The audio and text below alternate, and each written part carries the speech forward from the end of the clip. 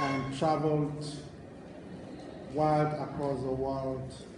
Since that time, Africans have tried to connect with their roots. And so this panel discussion is focused on the relationship between Africa and Africans across the world. And we have three distinguished panelists. We have Latif, Tarik, yes, who is going to give us the first presentation on the background of the relationship between Africans and Africans global Africa. And then Dr. Salim Faraji will also give us his work on building bonds between Africans on the continent and Africans in the diaspora. And then finally we'll have another panelist. I'm hoping he's on his way, and that is Yazid Mohammed. And he's going to give us his experience of returning to Ghana in the last 10 years and how they've managed to integrate and build a business out of that. So these three panelists would take us through these discussions. So without wasting further time, I'll call on Latif Tarik to give us his presentation. Right. Let's give him a welcome. All right, good afternoon, everybody. My name is Latif Tarik. I'm from the United States of America. I work as an archivist as my full-time job, and then at night I teach Afrikan courses at the University of Maryland, Baltimore County, and Baltimore, Maryland, and at Coppin State University. A couple months ago, when I got the information about this festival, I thought it was real good for me to organize this panel because I actually know people who have practical experience in building the relationship between the Ghanaian community and the African American community. Myself, I belong to a committee in Charlottesville, Virginia named Chihumba, and we have a festival called the Taste of Ghana. And in Charlottesville, Virginia, there's a very large Ghanaian community there, and over the last 20 years, we have been able to work as a community and to be able to support each other in our community activities. But I think also within this conference, I think it's good that we kind of review how this relationship was established. So if we go back to Dr. Kwame Nkrumah, he graduated from historically black college and university by the name of Lincoln University.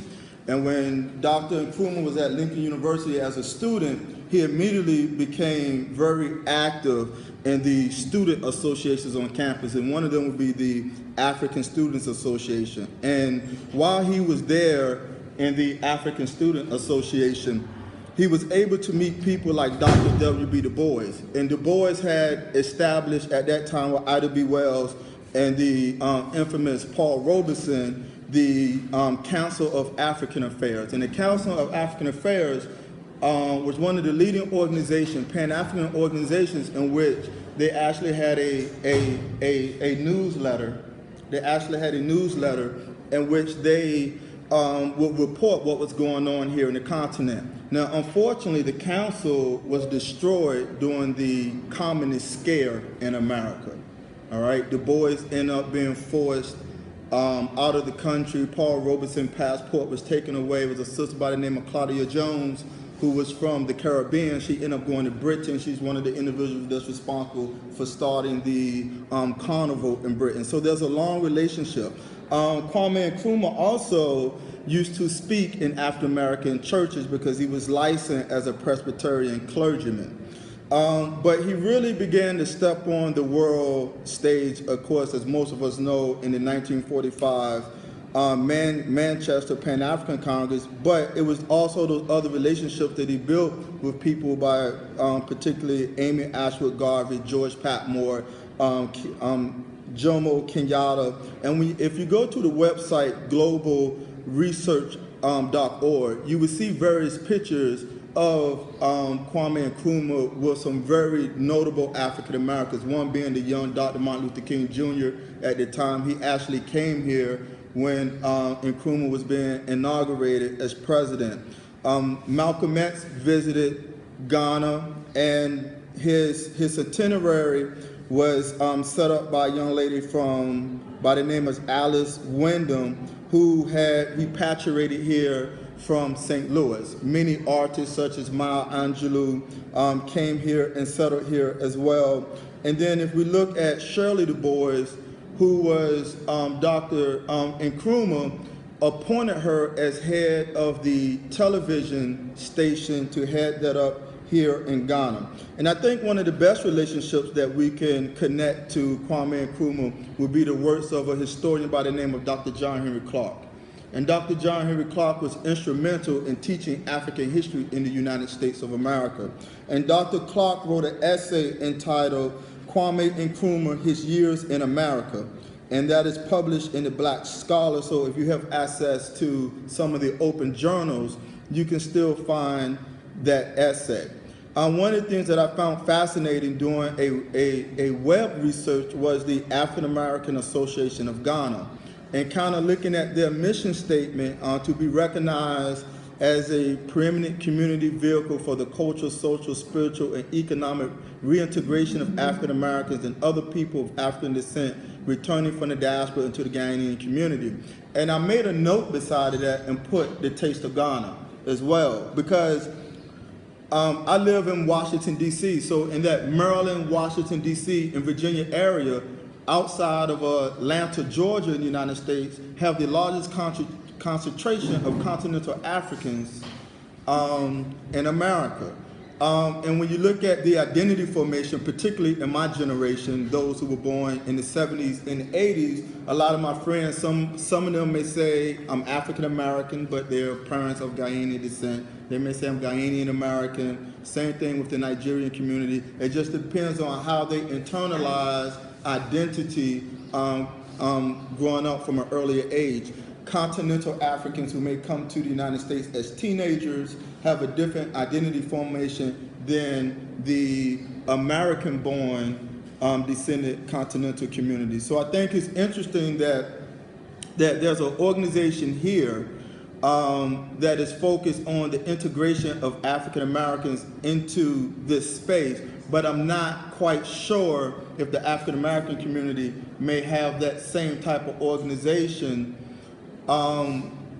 independent organization, I would say, because there are a lot of what we call refugee or migrant type organizations in the United States that's very integrated. So the purpose of this roundtable is really to address some of the practical applications of Faraji and Yazid, because they actually have practical experience in bringing African Americans as well as establishing businesses and living here within the culture that we could take back to the American space to get African Americans to further understand. I think there's been a disconnect in the generation gap because we are far removed from that post-colonial moment. So where I call my generation the gap generation, right? So my grandparents are the ones who were born in the 30s and my parents born in the 50s.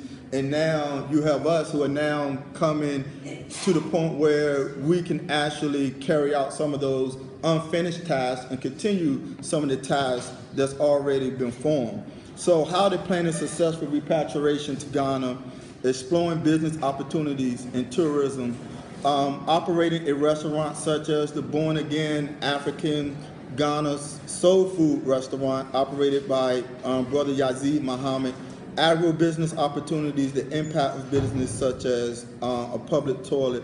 And then this panel is also one that hopefully can offer suggestions to further improvement and solutions on the development of Ghana and strengthening the relationship between African Americans and the Ghanaian diaspora, as well as the African American diaspora. And I tell my students all the time that the working definition of an African American we're going to have to sit down and revisit what that means quite soon, because we have different orientations, different African orientations in how we see ourselves as a collective African world, independent family, community type structures, and then our orientation to culture itself. But one thing that I can say is that the African community is a much better, the African American community is a much better African American community since the time Kwame and Nkrumah came to Lincoln University. Because we do have institutions, we have scholars, we definitely have access to information to let us know what's going on in Ghana, as well as Africa, and we also have some of the same visual images that are projected over there in television. We got some of those negative images too, all right? Because we still live under the quote of white supremacy and the misdirection of our African identity. So that's very real. So part of that is showing contemporary African Americans, contemporary African people, particularly Ghanaian people. So I've actually been Facebooking everything that I've been doing. And the comments that I read sometimes, it's funny. Like, I got a haircut yesterday, right? So I went to the barber shop. So people's like, so how do you know he could cut your hair? Because he's a black guy and he's been cutting everybody else's hair that look like us, right? Because they have these, like, they don't relate real world living of African people. Even the people who are very studious in African history may have a very romanticized historical understanding of African people. So what we always want to do is give them a living history of African people, no matter where we are on the planet. And I will end there. Thank you. Thank you. So we go to our next panelist, and he is Yazid Mohammed, and he is an African American who has returned to Ghana and has built up a business over the last 10 years, and so he's going to share with us his practical experience of returning to Ghana and integrating into the Ghanaian society. Thank you very much. I repatriated in 2009 to the Eastern region, Ghana. I moved here with my mother, Brenda Muhammad. She's sitting here. We moved both together to what was supposed to be a diasporan village. We hope to be a part of a community development, which turned out not to be the case. And a big disappointment in our whole repatriation effort was to find out that we were frauded by other African Americans to move our lives to Ghana and start and be a part of a village, only to find out that it wasn't all what it was supposed to be. And then, we had to pick ourselves up, dust ourselves off, and get on about the business of living in Africa or living in Ghana. So we then began to start to develop some businesses. Our first business was a block factory, which was supposed to support the community then known as Fihanka. We were supposed to help in the development. It was one of the businesses my mother had wanted to do. From that, we then expanded into a computer training school.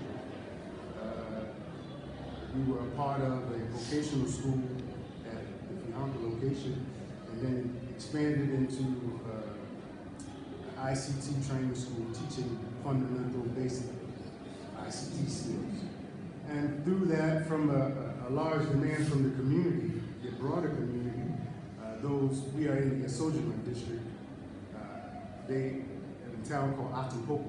The people then began to complain to us that they wish that we would move our computer school make it more accessible to the larger community.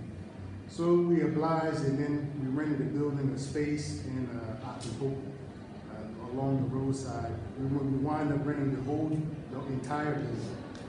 Our business grew from a computer training school to an internet cafe, to a video game arcade, to a business center, and also a sports bar. And we operated that business for about 2 years before Vodafone, they lost their lines in that area, which affected our internet cafe, and it wound up kind of closing our business. And our business, we then went back to our village, if you will, and I've been married. I met my wife at that time. I married a Ghanaian sister in our community named Jeanette Akbayo, now Jeanette Muhammad. But I met her during the promotion of the ICT training school, and when I closed the school down, when the internet cafe closed down, it kind of affected the whole business, so we kind of closed it down. I then decided that we should try to sell local food, so we started a chop bar just at the roadside across on Akamufie Road, across from the Oki Banana Farm. Oki Banana Farm is a huge banana plantation, and we were supplying some of the workers there lunch, breakfast, selling bambu and turkey wing tip, light soup, and those sorts of things to support the community, and as well as the workers that were also living in the Fianca community. Through that, we ran into some challenges, and we were forced to then move our business from that place to another location, which was down the road where we are now, which is adjacent to the Adonia Bridge on Whole Road. If you're going to the Volta region, you'll pass us. We had purchased that business, and consequently, we had the opportunity to purchase that land from the business we had in Nantogma. We were able to train so many young people, and we had such a positive impact in the community that when we did start to look for land to develop, the chief came out and offered a very advantage point for us, just on the Volta River, next to a national landmark. All we had to do was to develop it. So after the development, which has taken about 3 or 4 years now to reach the stage it is, the chop bar has grown into a restaurant, and the restaurant is now grown into a venue. And where we are located on next to the Adonia Bridge is the presumed Eastern Corridor, and that is going to be one of the major gateways in connecting West African countries, Ghana to the north and to the south. So there's already a huge amount of people that cross the bridge. So I was there observing the people get down and use the restroom outside and those kind of things, and I thought, man, one particular instance, I saw one young woman, she looked to be maybe a college student, and she was dressed immaculately, and she was looking for a place to relieve herself. She didn't get a place, and she had to go down, and I really felt bad for the sister, and then I thought, a public toilet would not be a bad business to start. So essentially, I was out after we landed at our location with the chop bar, when we opened up the public toilet. And we have, I would say now, the public toilet, when we made our public toilet, we decided to also use a biogas system. A lot of the building that we did there is through the natural building. We unearthed the ground for digester, and then used a lot of that clay to then make blocks to build the structures. The majority of our structures are all made from that particular clay. Public toilet, we have about 6 toilets there now. We have actually 6 toilets there now, and we've now become, the community has become dependent upon us. So much so there's 2 villages on the 2 sides of us, and the travelers that pass every day, so we are now 50 pesos, 50 pesos, 50 pesos. And what I've learned, what I've come to learn is Ghana rich is better than America rich. The wealth here is uncountable. You only have a creative mind to involve yourself in the work. And also at the grassroots level, there are so many opportunities that I would say maybe Ghanaians don't see for themselves due to their lack of travel. I think when you have the ability to travel and see more, then when you come back to Ghana, then you can see maybe where there are some gaps that you can fit a business into. So initially when we came, when my mother asked me to come to Ghana with her, I was raised in an African-centered home. So my mother and father, they were in the Nation of Islam when I was born. Consequently, we had an African-centered home where I was taught, I was not necessarily taught an image of the Creator, but I was taught about the Creator and also my connection to Africa, our ancestral home. I had always dreamed of visiting Africa. And when I grew up, as I got older and went to university, I had an opportunity to become a merchant seaman. I traveled to so many different countries around the world, from Korea to, I should say, South Korea, to Japan, to Indonesia, all over Europe for a few years before I stopped sailing and then went back to university and got a degree in health service management. And during that time, my mother then made up her mind to come to Ghana. Well, after we went on a tour, we went to a program with the Desert Club in 2006, where we took so many students to Egypt for 3 weeks. And I went as a mentor to 2 young men. And through that process, you know, if you've ever been to Egypt, when you get there, you'll notice that the monuments are African, but the people, they are Arab. So you don't necessarily have the same sense of home that you may feel when you come to Ghana. So that was essentially my mother's take on our trip to Egypt. And then she, through the Desert Club and their investment group, found Fihanka. And when the opportunity came, she presented for me to come to Ghana. I initially said no, because I had just completed university in 2007. I was not a traditional student. So when I completed at that time, I was an adult and I owned a house and those things, and I was in the fast track of my job to be a manager, so I thought. And then within a few weeks, I was fired. And it seemed as though the universe had just kind of twisted itself so that I could come to Ghana. And when the opportunity was presented again, I decided to come. And it was the best decision I made in my life.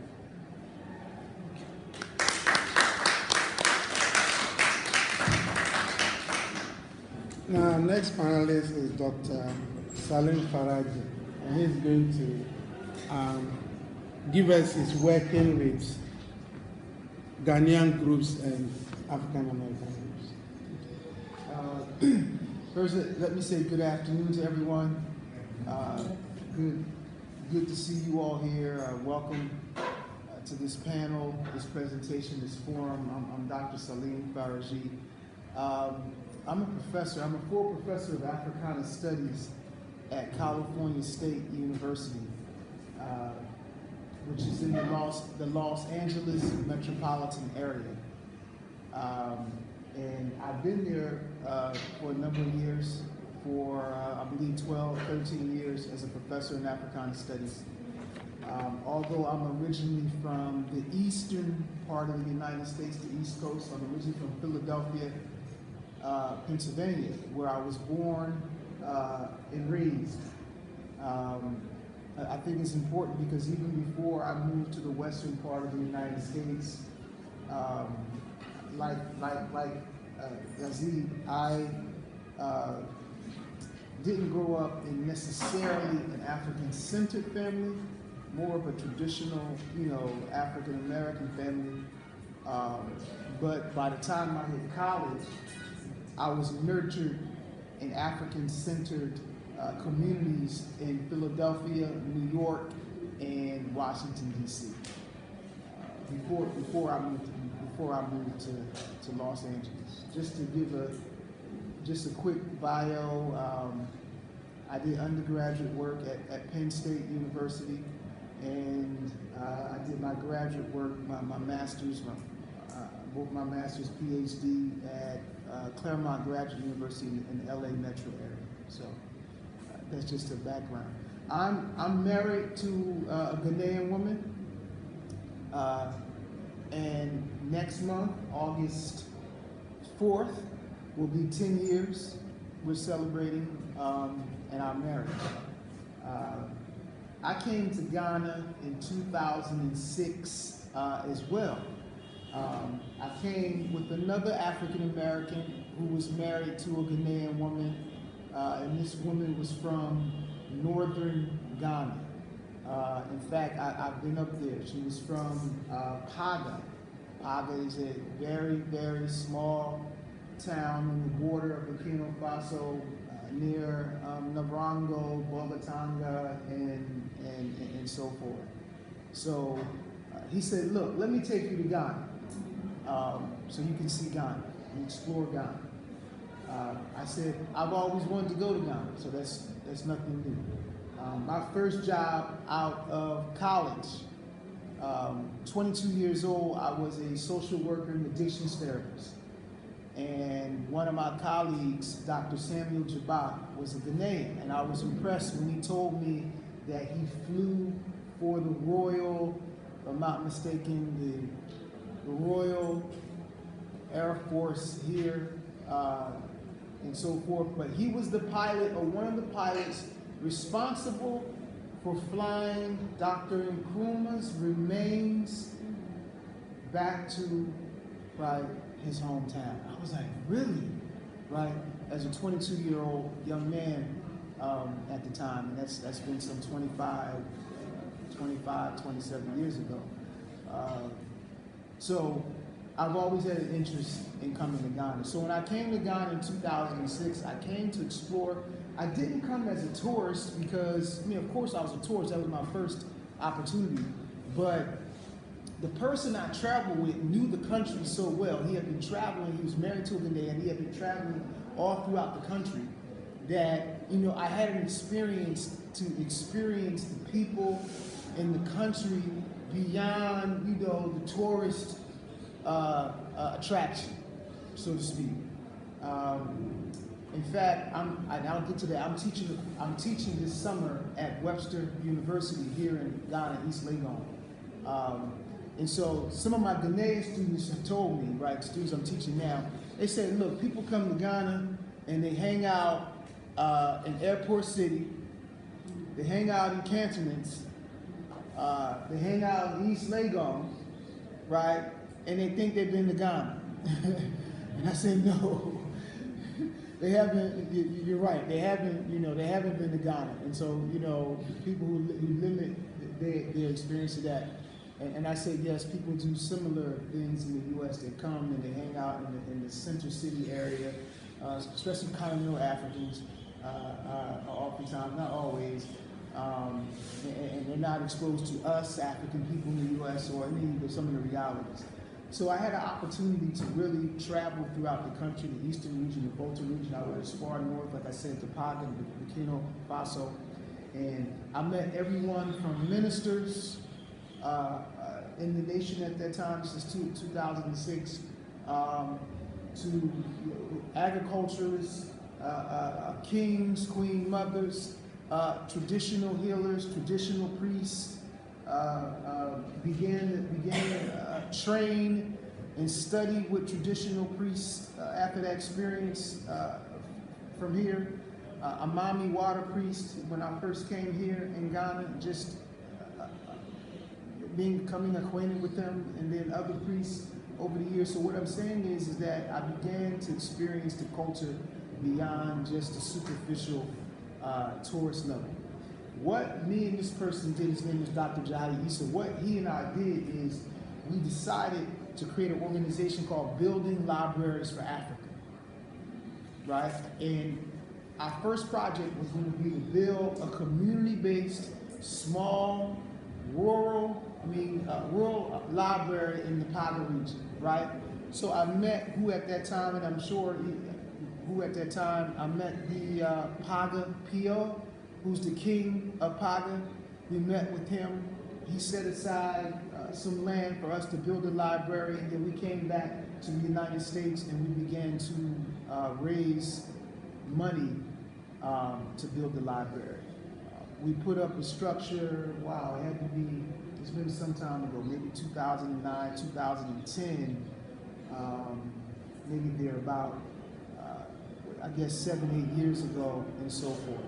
So that's what initially brought me to Ghana, was the wanting to see the country on a very, very authentic level, a real level, and then building an organization, building libraries for Africa, right? That is what initially brought me to Ghana. At that point, during that time is when I met my wife. I met my wife during those years, 2006, 2007, when I first came to Ghana, and of course I got married in 2007. I remember during that time in 2006, 2007, when I was returning to the U.S., I think I was returning either to Dulles Airport or BWI. You know, I had been here about 3-4 weeks. The woman who sat next to me on the return flight, one of the passengers was an Ewe woman. And so I sat, as we approached the landing strip of the airport, right, I kind of said to myself, I travel fatigue, right? I said, whew, I'm so glad to be back home, right? Get back in my own bed, whatever, right? Out of travel fatigue. She turned around and looked at me and she said, this is not your home. This is not your home. This is where you live. This is where you have been and your people for 300, 400 years. But this is not your home, right? You've been here because she's there, so she knows. You're maligned, you're marginalized, white supremacy, mistreated. This is not your home. Where we just left, that's your home. And it's yours if you want it. The land, the culture, the language, everything, if you simply want it, it's yours. Right? This is what she said to me. Well, I mean, she was preaching to the choir, but she was responding to what I said, right, when I made those comments.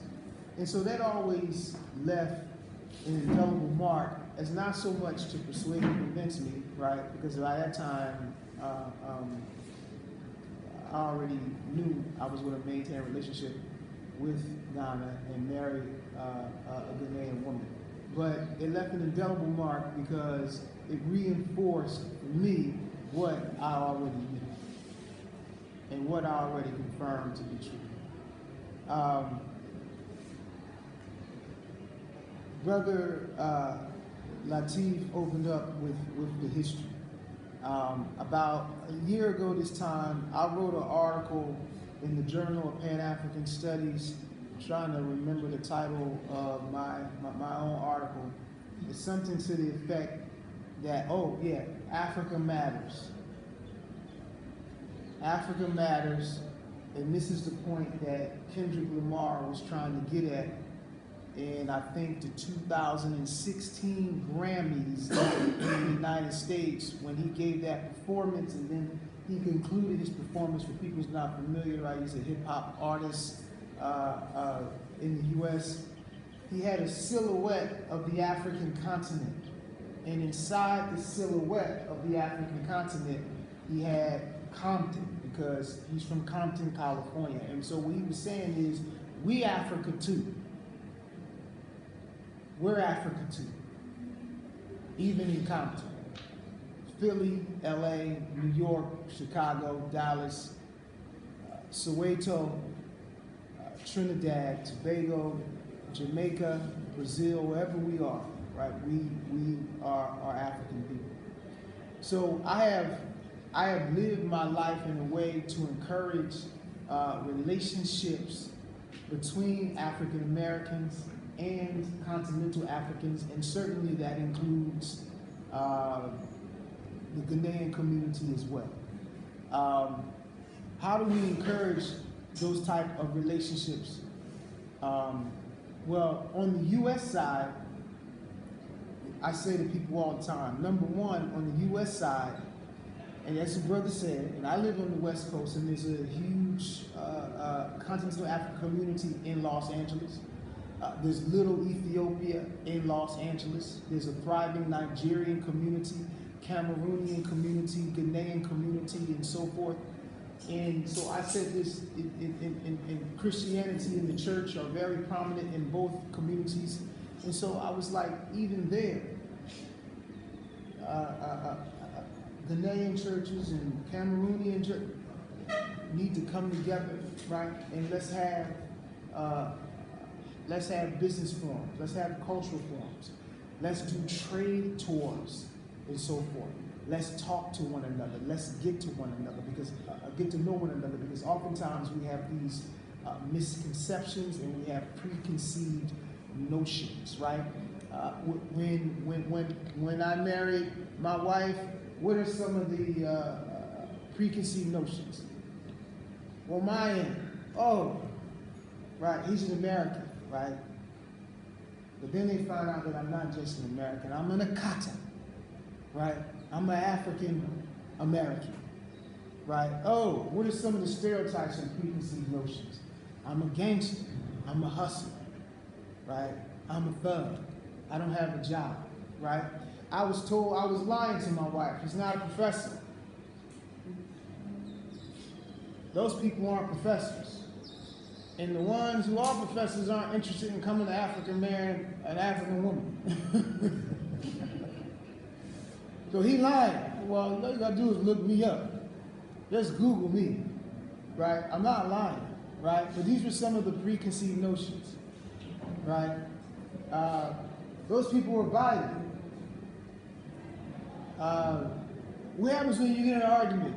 You won't have anybody there with you. You're there with this partner by yourself, away from family, away from community, and so forth. Those people pick up guns and shoot in the middle of an argument. These are some of the, and I'm not saying that some of their fears weren't without some merit or foundation, right? So let me not try to pretend that doesn't exist among our people. It does, right? But that doesn't signify all of who we are, right? What are some of the preconceived notions on the other end? Oh, this is a green card marriage. This is a green card marriage. This is not sincere. This is not genuine. She's looking for a way out, a way to get to America. She's using you. She's lying to you. Her whole family is using you. They're all in it. They're all in on it. They're all conspiring. Right? So both of us managing and contending with this, right? In the early stages of our relationship and our marriage and so forth. And so we worked through it. We pushed past it. We know what we wanted and what we desired. And then my father-in-law, who I love dearly, like my own father, was also very open, very welcoming. He got to know me and developed a certain trust and confidence in me, right? And vice versa. So those were some of the misconceptions. Now, I just laid out those misconceptions in the context of when I was getting married. But now let's blow those up. Those are misconceptions that we often have about one another on both shores of the Atlantic, in the U.S. and on the African continent, right? And so what I do is I work, my wife and I, we work, right, to improve communication and to improve relationship, right, and to bring people to Ghana and to experience firsthand for themselves, and also not only to tour the country, right? I love Brother Yazid's story. Brother, your story, my goodness, it's powerful. I love your story, your experience, because you came here and you planted and you built and you created, right? So let me also talk about, then I'll conclude other things, sure, other things that I've been doing. Again, I am a professor, right? I am a scholar, intellectual. A year ago, I lived here in Ghana for nearly 9 months. I lived here in Ghana for about 8 months, not quite 9 months. Why was I here? I was the founder of an international studies program with a focus on Africa. This was a Master of Arts in International Studies, right, with a focus, of course, in African studies. This was a program that I was the founding executive director for at a school called Concordia University in Southern California. I designed this program, I implemented it, created the curriculum, helped the university get it approved by the accrediting agency, and so forth. What was the program designed to do? The program was designed for U.S. students to get a master's in international studies with a focus on Africa. They spent their first semester in the U.S., which is fall semester, which is basically September to December, and then from January to July, they lived here in Ghana. So they did a spring semester, 2 summer semesters here in Ghana. While they were here, they were taking classes, of course. Our partner university was Wisconsin International University and College, right? That was our primary partner, although the University of Ghana was secondary because Dr. Kosawa Adamoko Amponfo, who was here at the University of Ghana in African Studies, she was our Fulbright scholar at the time. So she was a guide for the program, so we were connected, affiliated with her. The purpose of the program was to train and develop these students and give them the skills to navigate and understand the African continent and how to engage it on the level of business, on the level of commerce, level of trade, politics, and so forth. So not only did the students take classes, the students were assigned internships. So each of my students were put in an internship. I had a student at, they changed their name about a year ago, Omni Bank? Just last year it was, it had another name. They just changed their bank. I had a student placed at a bank. Savings and loan. In fact, this bank has won awards in Ghana as SME Bank of the Year, right? The #1 bank for SME lending and so forth, right? I had a student there. I had a student at the Institute of Sanitation and Waste Management, Zoom Lion, but not only Zoom Lion, but the research dimension of Zoom Lion, studying waste management, right? And studying the science, if you will, of how to manage, right, and minimize and properly distribute and allocate waste in the country, because it's a major, major, major issue. We went out to this new transfer dump site that's in Achimota, right? We went to go, and it was just completed, it's finished. We went to check that out when it was under construction. Talk with the managers on that site, got an idea of what was going there. Not only that, I also had 2 students in Nima, working with children in Nima, around issues of education and so forth, right? I had a student working for the Ghanaian, help me out, I'm trying to remember, it's the National Civic Association, if I'm not mistaken, right? The SCC, right? I had a student there looking at 5 minutes, okay, looking at politics and so forth, right? And then I had a student in finance. I had a student in real estate finance, working with Sino Real Estate, right? All these companies I just mentioned, except for the public sector ones, like the civic organization We're a part of a group of companies called JOSPON, right? You all know about JOSPON group of companies and so forth, right? So all of my students were assigned to JOSPON group of companies, and they worked and they got firsthand experience and so forth, right? During that time, of course, they traveled throughout the country as well, an opportunity to see the country. But these are all graduate students, but I think the oldest was 29, right? Most of them were 23.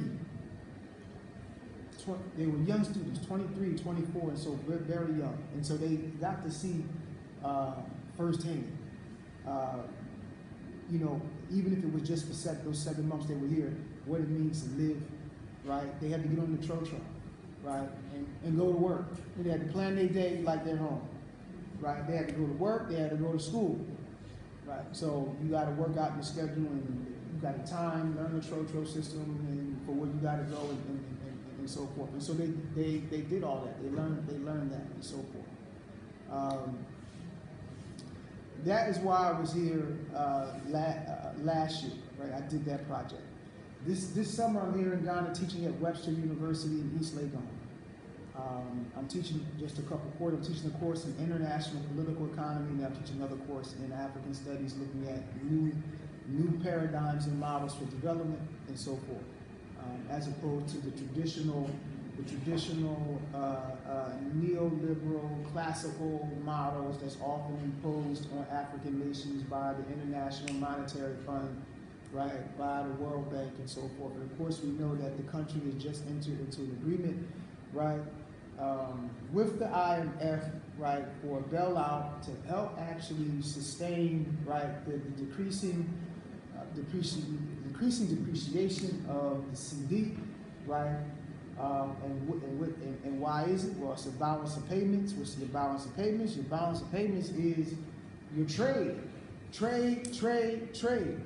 right? Your balance of payments is just what? Your exports versus your imports.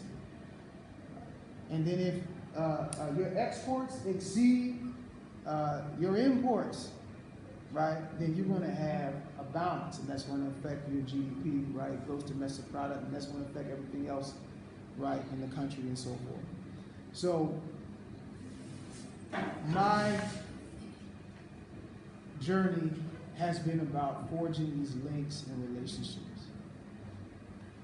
My goal, right, is actually Brother Yazid. That's my goal, of course, right? My goal is to finally relocate permanently and just be here. That's my ultimate goal and so forth. That's what I look forward to doing, right? But in the meantime, I've come quite a bit, and I've forged these relationships, forged these partnerships, students, other people, and keep the communication and dialogue open. Again, I think the number one issue is, I tell people all the time, like you just said, Africa is incredibly wealthy. In fact, it's a cliche we get tired of hearing. It's incredibly wealthy. I just read an article the other day where there's more millionaires on this continent now than there have ever been in the past 10 years. Wealth is growing in the countries, in these many African nations, is unbelievable because of the opportunities and because of remittances from abroad too. We often think of aid, right? Think of aid, think of China, bailouts from the IMF and World Bank. Guess what exceeds all of that? Aside from our own wealth, our own raw wealth, remittances from Africans in the diaspora exceeds aid, period. Some $35 to $40 billion being sent back home, right? So, yet with that kind of power and potential, poverty has also been increasing at an alarming rate. And it's because the structures of development, the structures of growth have not been designed in such a way to benefit the populace, the everyday, ordinary person, right? And so I think that the relationship between the African in the U.S. and the African here on the continent and in Ghana can fill that gap. Because the IMF is not going to fill that, the World Bank is not going to fill that, corporate partnerships with multinationals is not going to fill that gap. But the stuff like Brother Yazid has been doing, right, where ordinary folk, black folk in the U.S., Africans and ordinary, we get together and we fill that gap, right, from the ground up. And so that's what my life has been about. I'm constantly preaching, if you will, and teaching that we have to maximize and leverage the wealth of this continent. And if we do, and when we do, not a single African in the world, right, will be starving and hungry. And not only this, I tell people, then I'm going to conclude, I tell people, I was born and raised in the U.S. I'm 48 years old, right? And I've reached a point where I figured out, and don't misunderstand what I'm saying, where the quest for freedom, the quest for justice, the quest for equality, the quest for democracy, the quest for recognizing my humanity, that's the wrong damn quest. I don't care about civil rights. I know that sounds crazy for me to say that. I'm about to contextualize. Care about civil rights and freedom. Police shooting me. That's the wrong quest. Once I control the brothers and sisters on the continent, once I control the wealth on this continent, Congo can light up the continent, Europe and the US by itself.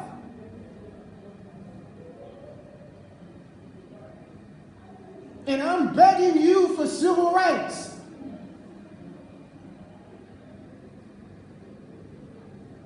Treat me right. And at the same time, in the state of Missouri, when Michael Brown was murdered, Missouri state pension, which is predominantly white in the U.S., is investing where? In Africa. The state of New York. Google it. Google all the pension plans, retirement pension plans in America that have expanded their portfolio to include Africa. Mark Zuckerberg, Facebook, Coca-Cola.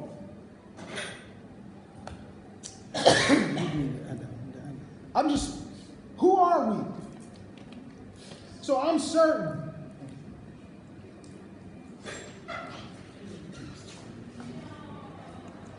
that when we unite and forge partnerships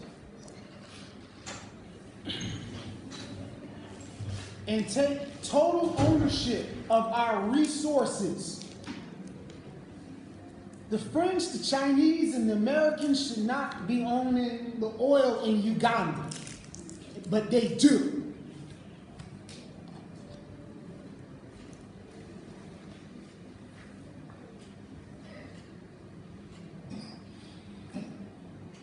So for me, that's the wrong quest. Power and ownership of what is rightfully ours.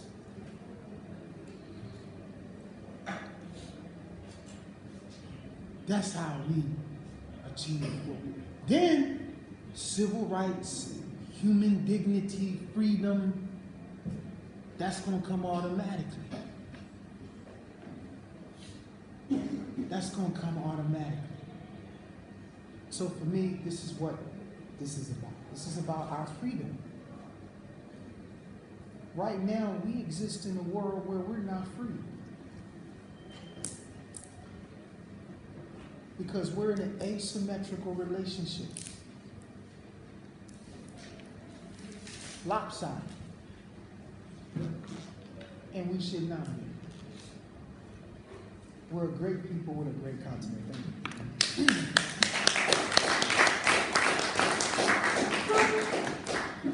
I'd like to thank Latif and Yazid and Dr. Salim Faraji for their discussion and presentation. I won't attempt to do a summary, but just to say a few things that I think we should take away from this particular discussion. From Latif, he gave us the background of repatriation and transformation in Africa and the relationship that has existed. And one important issue he raised is the issue of identity. Over the years, there has been an identity, I would term it, crisis of many of our brothers in the US and other places, where they seem not to be able to identify themselves, who am I and who are they? And that is an issue that we need to take from this session. And the need for us to, as parents, as brothers, as sisters, to begin to conscientize our children at even a younger age, so that when they grow up, they really know who they are. Because it is very important. If you don't identify yourself, somebody will identify you. And then it is problematic. And our last speaker made that point. Because Africa, we have refused to identify ourselves.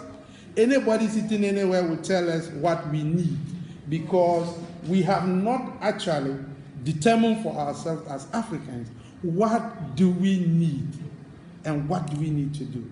So you find everybody, the IMF will come and say you need to adjust your structure.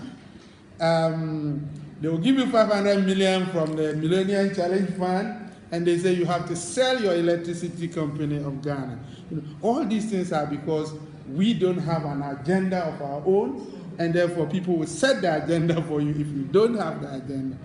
And as Africans, we shouldn't, deceive ourselves that the world is a fair place.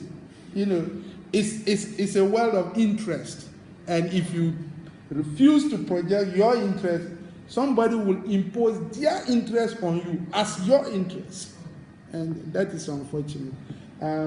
Yazid gave us a practical experience, some of which are not very palatable, but hey, that is the journey you have to take. And I'm very happy that you persevere, and now you found that in perseverance you can actually see your way through.